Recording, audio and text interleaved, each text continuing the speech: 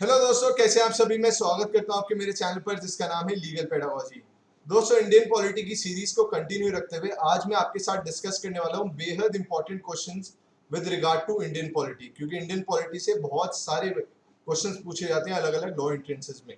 तो अगर आपको ये वीडियो पसंद आए तो आप लाइक का बटन जरूर दबाइएगा और एक रजिस्टर और पेन साथ में लेके बैठिएगा, क्योंकि जो भी हम कंसेप्ट भी समझेंगे उससे रिगार्डिंग वो भी बहुत जरूरी है। तो दोस्तों, पहला क्वेश्चन पूछा गया कि वो कौन से पहले स्पीकर थे इंडिया के जिनके against no confidence motion move किया गया था लोकसभा में। तो दोस्तों, पहले स्पीकर जिनके खिलाफ नो कॉन्फिडेंस मोशन मूव किया गया लोकसभा में वो थे जीवी मावलंकर, गणेश वासुदेव मावलंकर। इनके खिलाफ नो कॉन्फिडेंस मोशन मूव किया गया था लोकसभा में और ये पहले स्पीकर भी थे लोकसभा के। और उसके साथ ही साथ पहले ऐसे भी स्पीकर थे जिनके खिलाफ नो कॉन्फिडेंस मोशन मूव किया गया लोकसभा में। अगला है कि वो कौन सा बिल है जिसके through government proposes collection of revenues for a year. तो दोस्तों, वो बिल होता है फाइनेंशियल बिल, फाइनेंस बिल जिसको कहते हैं। और फाइनेंस बिल भी तीन कैटेगरीज में डिवाइडेड होता है, जिसका एक वन ऑफ द पार्ट्स होता है मनी बिल। तो गवर्नमेंट फाइनेंस बिल के थ्रू ये बताती है कि हम कौन सा नया टैक्स लगाने वाले हैं या किस टैक्स का जो लिमिट है उसको कम करने वाले हैं, बढ़ाने वाले हैं। तो वो बिल कौन सा होता है, वो होता है फाइनेंस बिल। अगला है कि the first joint meeting of both the houses of Indian parliament was held in connection with. तो आप जानते हैं कि जॉइंट सेशन या जॉइंट मीटिंग बुलाते हैं प्रेसिडेंट लोकसभा और राज्यसभा की। तो पूछ रहे हैं कि जो पहला जॉइंट मीटिंग हुआ वो किसके रिगार्डिंग हुआ था, किस चीज के कनेक्शन में हुआ था। तो दोस्तों, वो हुआ था डाउरी एबॉलिशन बिल के रिगार्डिंग में। जो पहला जॉइंट सेशन हुआ वो हुआ था with regard to dowry abolition bill. अगला क्वेश्चन है money bill can be introduced in the parliament of India only with the recommendation of. तो मनी बिल अगर पार्लियामेंट में इंट्रोड्यूस करना होता है तो प्रेसिडेंट की रिकमेंडेशन जरूरी होती है, अनिवार्य होती है। पर ये कौन डिसाइड करता है कि वो पर्टिकुलर बिल मनी बिल है या नहीं है, वो डिसाइड करते हैं स्पीकर ऑफ लोकसभा। पर अगर ये पूछे कि किसकी रिकमेंडेशन से इंट्रोड्यूस किया जाता है तो रिकमेंडेशन चाहिए होती है प्रेसिडेंट की। अगला क्वेश्चन है कि जब लोकसभा डिसॉल्व हो जाती है तो बिल्स का क्या फिर इफेक्ट रहता है। देखिए, अगर कोई बिल है जो कि राज्यसभा में पेंडिंग है और लोकसभा से अभी पास नहीं हुआ है, तो उस केस में अगर लोकसभा डिसॉल्व हो जाती है तो वो लैप्स हो जाता है। तो पहला वाला ऑप्शन भी ठीक है। दूसरा, कि अगर कोई बिल इंट्रोड्यूस किया गया है लोकसभा में पर अभी पास नहीं हुआ है, पेंडिंग है, तो वो भी लैप्स कर जाएगा जैसी लोकसभा डिसॉल्व हो जाएगी। या फिर अगर कोई ऐसा बिल है जो कि दोनों हाउस से पास हो चुका है पर प्रेसिडेंट से अभी उसे एसेंट नहीं मिला है, सिग्नेचर नहीं मिला है। और आपको याद होगा कि बिल एक्ट तभी बनता है जब प्रेसिडेंट उसको एसेंट दे देते हैं, तो इस केस में वो बिल लैप्स नहीं माना जाता। तो ये बात आप याद रखिएगा। तो ऑप्शन 3 भी सही है। तो इसका आंसर होगा all of the above, all the statements which have been given are correct. अगला है what makes judiciary the guardian of the constitution. Judiciary को गार्जियन ऑफ द कॉन्स्टिट्यूशन कहा जाता है। तो वो क्या ऐसा एक प्रिंसिपल है जिसकी वजह से ये बात कही जाती है। तो दोस्तों, वो है जुडिशियल रिव्यू की जो पावर है जुडिशरी के पास। आर्टिकल 32 बात करता है जुडिशियल रिव्यू की।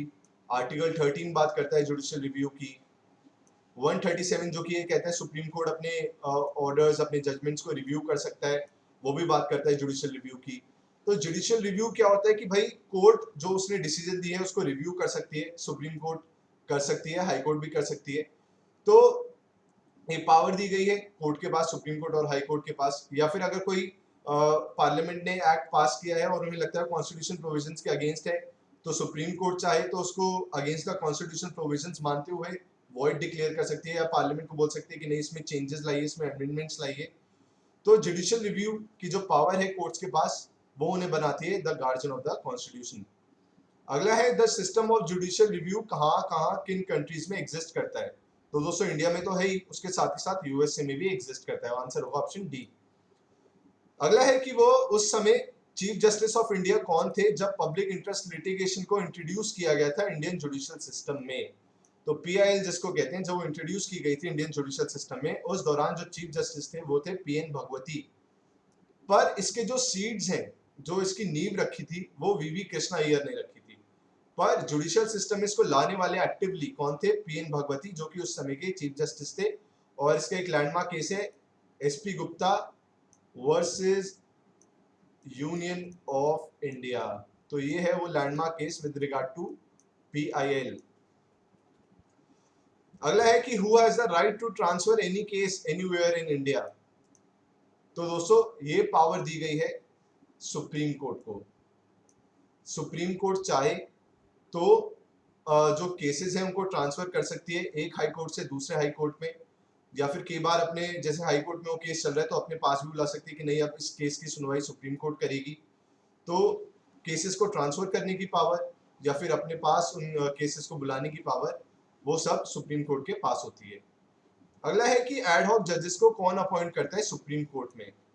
तो दोस्तों एड हॉक जजेस को सुप्रीम कोर्ट में एड हॉक जजेस होते हैं जिनको किसी पर्टिकुलर पर्पस के लिए अपॉइंट किया जाता है। तो रिटायर्ड जजेस को भी करते हैं कई बार एड हॉक जजेस अपॉइंट।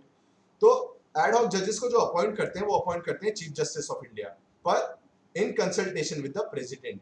तो अगर ऑप्शन दो हो जिसमें लिखा हो कि हु अपॉइंट्स एड हॉक जजेस इन सुप्रीम कोर्ट, एक हो CJI और एक हो CJI in consultation with president, तो आपको CJI in consultation with president को मार्क करना है, ये ज्यादा एप्रोप्रिएट आंसर होगा।